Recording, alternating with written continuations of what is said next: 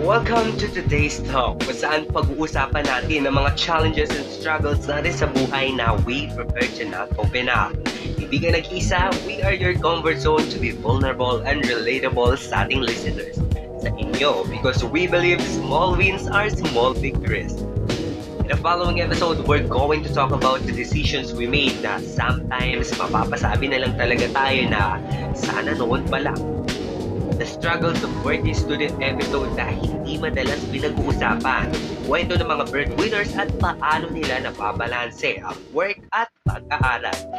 We also have an episode na aabangan ninyo para sa mga college graduating student sa kung saan pinag-usapan natin kung ano nga bang kahahantungan natin right after we graduated. It's an episode from the perspective ng isang fourth year graduating student. At kung yan ang episode na gusto mo, stay tuned at abangan ang ating mga bagong episode here sa today's talk.